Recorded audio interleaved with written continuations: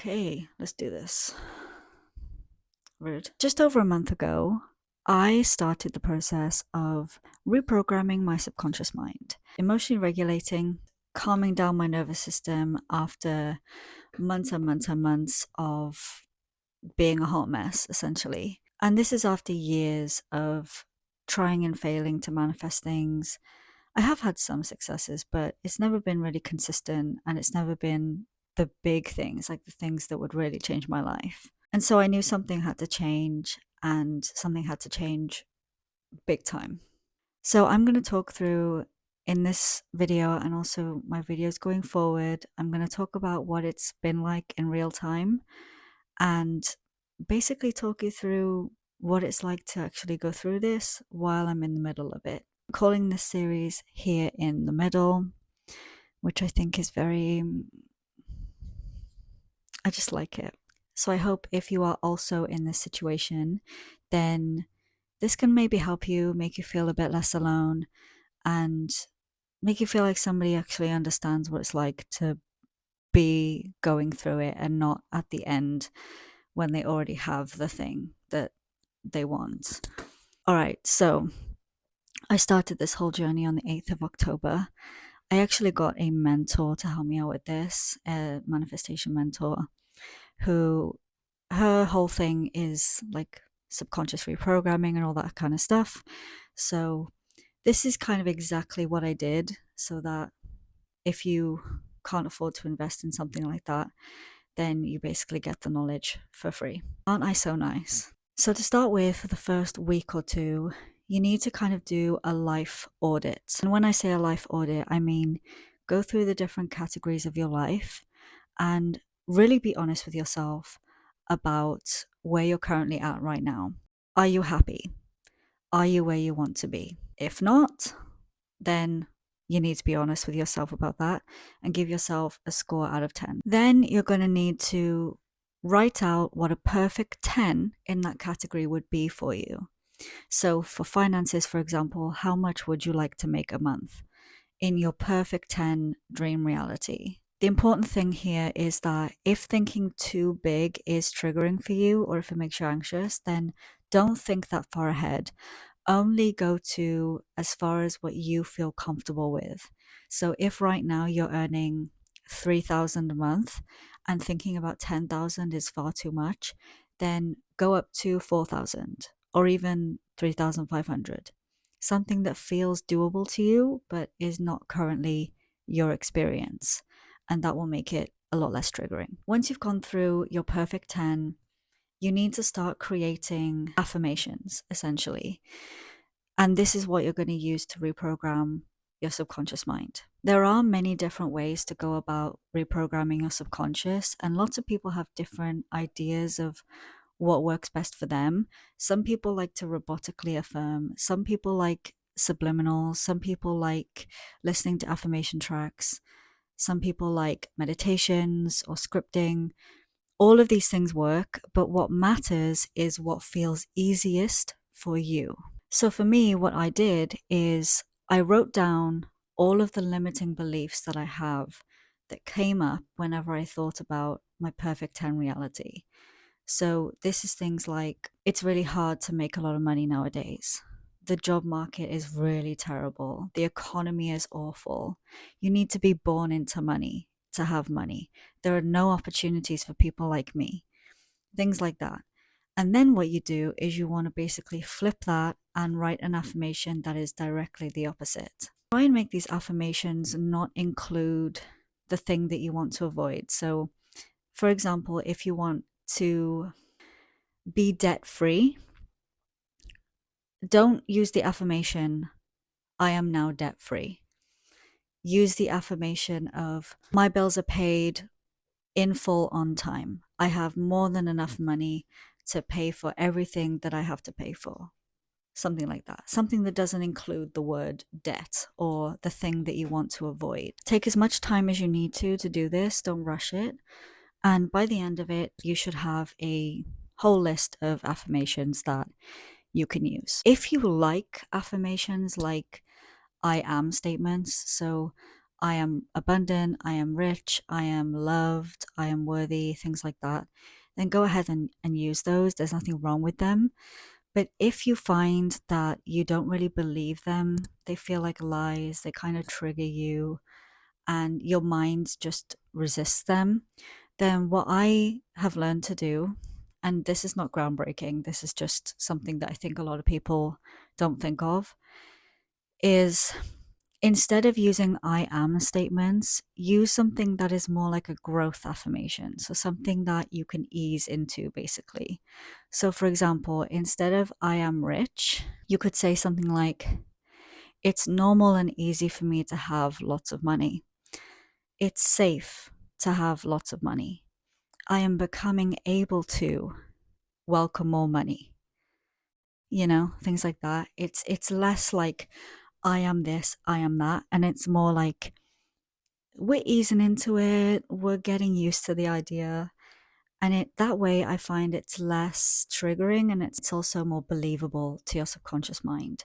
Because if you have all of this evidence in your reality that is saying otherwise, it's a lot harder for that affirmation to actually sink in. Once you have your affirmations, like I said, some people like to robotically affirm or whatever, but for me, I'm lazy and I like to do the thing that is the easiest possible solution. What I do is I just recorded myself saying the affirmations on my phone, and I just recorded myself saying them and then looped it, played it on a loop over and over again for the whole day, basically, or as much as I possibly could. And I just kind of always have one headphone in and I'm just listening to this loop over and over and over again. And that is the easiest way to do it. Or you could also do this overnight. And I've tried that before, but I can't usually fall asleep while listening to them. So I have to kind of finesse it. But if you like that, and that works for you and that's doable for you, then definitely do that. It's much easier. So that's what I did. Per the advice of my mentor, I started listening to these affirmations that I recorded over and over and over again. And I have to say, even just doing that alone, I think has been the biggest needle mover as far as changing my beliefs that I've ever done before. Even just within 2 weeks of doing this consistently every single day, never missing a day, I saw a huge change. What changes did I actually experience? Well, in the first 2.5-ish weeks that I started listening to these affirmations, I completely changed my eating habits. I started craving vegetables and wanting to eat more healthy food. I also went veggie, which is something that I've wanted to do for a while. I started working out and it felt easy for me. It didn't feel like a chore. It didn't feel like something I had to force myself to do. It just became something I naturally did. It just became part of my routine. I didn't have to think about it too hard. I also signed myself up to go to a local social event. I went to a paint and sip. It's something I've never been to before, but I wanted to push myself out of my comfort zone. Who knew? So I went to that and I met some new people, which was amazing. I also got a random opportunity to make money. And even though the money from that opportunity didn't come through right away, it's coming and I know it is. I got my driving license. My driving test was actually super, super easy. I got pretty much the best route. There was no crazy roundabouts, no crazy maneuvers, no parking, no emergency stop, no crazy junctions. It was so easy. I've also had some pretty intense moments of clarity as far as what I want to actually do with my life, which was the biggest source of stress that I have been dealing with for the past 2 years, as well as clarification and deeper understanding about me, who I am as a person, and what I actually want for myself in life as well, not career related. There are more things than this, and maybe I'll go into them more in my next video. I don't want this to get too long, but you could say that my routines were completely changed and my response to life had completely changed as well. I will say that as well as listening to these affirmations, which have made the most difference, there have been moments during this journey at various different points where I have had what I call a wobble, where I start to get really triggered or upset by something, or something goes wrong, or I lose progress on something, or my progress just kind of stalls and halts. I'll get into that a little bit in a second, but when I would have these wobbles, another key important part of this is regulation. So, emotional regulation, nervous system regulation, and not letting yourself fall into a spiral, because it is very, very easy to let yourself get triggered and really upset and to stay there, especially if that's what is familiar to you. And that's not to say that you won't get moments where you feel like that ever again, even once you've fully changed your beliefs, because we're human. But as I've gone through this journey, and right now I'm 6 weeks in to this stuff, as the weeks have gone by, compared to week 1 and week 2, at week 6, I'm not getting nearly as many wobbles as I would before. I'm recovering from those wobbles a lot quicker. And I'm also getting big moments of clarity following those wobbles. That's another thing as well. Each time you have a wobble, it is an opportunity for you to learn more deeply about yourself. And it's a way for you to release the things that are trapped inside of you, whether that be a belief or stress, anxiety, energetic blockages. It could be anything. Crying is a really huge release for me, and I know it's a really good way to release for a lot of people as well. So don't be afraid to cry. It doesn't mean you've gone backwards, it's just a part of the process. Which brings me into the next part of this process so far, and that is the dip. I'm sure you've heard about this before. This is quite a well known thing within manifestation and law of assumption, whatever. Some people call it the void as well, but it's basically where you've done everything you can do, whether that be energetically, spiritually, mentally, or physically. Like you've taken all the action you possibly can, done the energetic work, you've done what you need to do, but your outside world has not shifted yet. Being transparent, that is where I currently am right now. I'm in the dip. The dip is also not exclusive to manifestation, by the way. The dip can happen in anything you do, learning any new skill, learning a new language, learning a hobby, anything. And it comes unexpectedly most of the time, but in the context of manifestation, it's where you start your method, your technique, whatever it is. In my case, this mindset work, right? And I see a surge of progress. That was the first 4 weeks. First 4 weeks, amazing, going up, seeing lots of changes, shifting my routines, taking action, getting clarity. Amazing, amazing, amazing. And then all of a sudden, as soon as I hit week 4, hard plateau. Nothing. Nada. Nothing. It was like as if all of my progress had completely reversed. Everything had stopped. The energy was dead. The battery had run out. The well had run dry. And nothing was flowing anymore. And it completely blindsided me because I did not expect it at all. I was feeling so good for the first 4 weeks, 4.5 weeks. So imagine my confusion when I woke up one day and things were just going wrong. Things were just reversing. My bank account was going down. I got ghosted by a job and on a dating app. I had lost an opportunity, started breaking out again. Exhibit A. I started getting quite puffy again in areas of my body that I had previously lost weight in. And I started experiencing stomach pains like I used to a long time ago when I really struggled with food intolerances and stuff. I don't anymore, but this was the first time in a very long time that I had dealt with that. Despite my diet not changing, eating exactly the same things as normal, it just came out of nowhere and it was 100% energetic. If that's you right now, I know how hard this sucks. Trust me. And I'm not completely out the other side of it yet, but during this period of time where the next action has kind of dried up and there's no more clarity coming in about what to do next or where to go, the only thing you can do is to hold tight. Don't give up. Keep going. Keep doing what you're doing because it's been working. But this is something that my mentor said. When you are doing this intense reprogramming, because it is intense, you are changing beliefs and stories about yourself and the world that you've had for potentially decades. And they have been so deeply entrenched in who you are. It can be a shock to the system to completely start changing them because it's not familiar, right? Your mind loves familiarity, your body loves familiarity.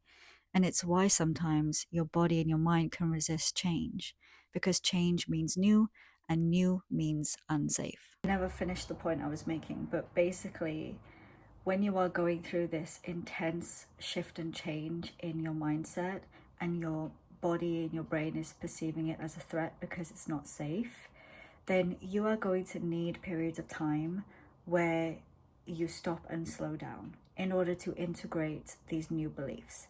It's like if you are deep sea diving, for example, when you come back to the surface, you have to do so slowly and incrementally. You can't just shoot your way back to the top, because if you do, you're going to get a horrible case of the bends and it's not going to be a good time for you. You have to come up a little bit, stop, regroup, integrate, then continue, stop, regroup, integrate until you get to the top.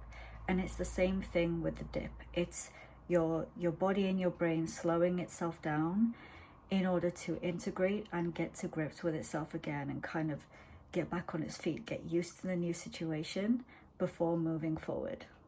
I didn't finish that point, but that's what I meant.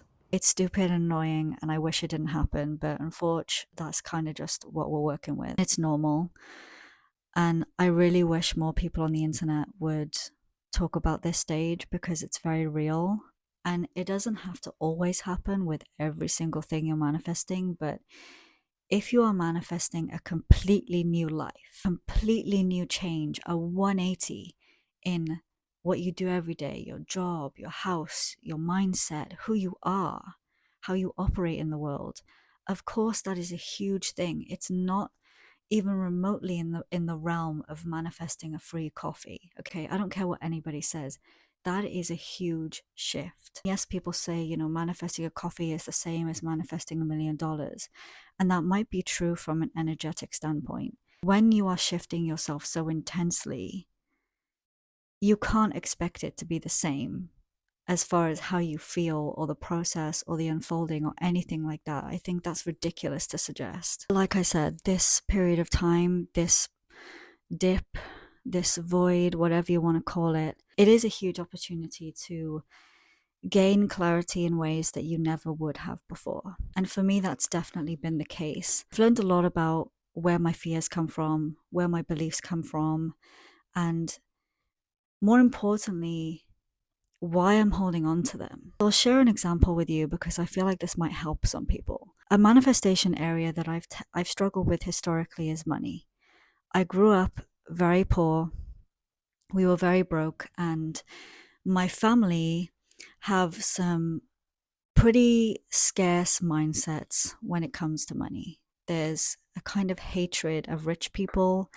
There's this feeling that if you're not born into money, then you just have to struggle your whole life, or you have to marry a rich man and get lucky in order to have a lot of money. And working your way up is basically impossible. This is the reality that I've kind of always known. And so that became part of my identity. If I have a lot of money, then I'm like them, that I'm ungrounded, that I'm selfish and snobby, and I don't understand what people go through. That is kind of the belief that gets installed through that kind of mindset. And because there's always been a kind of stress about not having money, having to work really hard for money, having to work 10 times harder than everyone else and still get nothing in return, or being unlucky in not being born into the right family or having the wrong genetics or whatever the ridiculous story that I've been telling myself is. It's been wrapped up in this energy of stress and anxiety. And that has been baked into the fabric of my identity, basically. Because when you are working class and you're always stressed out about paying your next bill, paying for your next meal, that becomes a part of who you are. And it's unfortunate and it's sucks that majority of people feel this way in my experience. And because that identity of struggle and striving and stress has been a part of my story for as long as I can remember, struggling and being stressed out has been part of how I go through life and how I get shit done. I was holding on to that. And I didn't know that until I had this huge wobble the other day where I kind of had a huge cry and I sat with myself and I was like, why am I holding on to this? Why am I continuously identifying with this idea that everything is hard and that life has to be hard and that money has to be difficult to make? Why am I holding on to that? Where did that come from? And I know it comes from my family, but why am I keeping it a part of me? I realized, well, yes, it's because it's always what has happened and it's what my experience has been. It's familiar, it's safe. This idea of always being stressed out and always struggling and striving, and this kind of familiarity with struggle has also been a massive contributing factor to why I struggled with control and letting go and letting the universe do its thing. Because I felt like I couldn't do that. I had to struggle. I had to be stressed. I had to do it myself.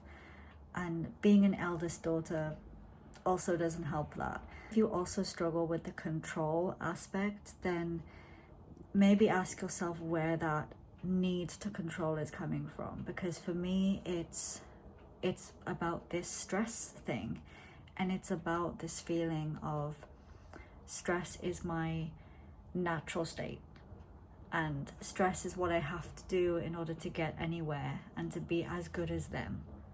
Does that make sense? And so I decided in that moment, okay, I'm going to release this. And I didn't do this big magical ceremony. I didn't do a 2 hour long meditation. I didn't go to a retreat in Bali. What I did was I kind of naturally had a visualization. I didn't conjure this myself. It just came to me where I was on a beach and I imagined all this stress and this money anxiety and this feeling of life has to be hard as this heavy backpack that I was carrying with me all the time.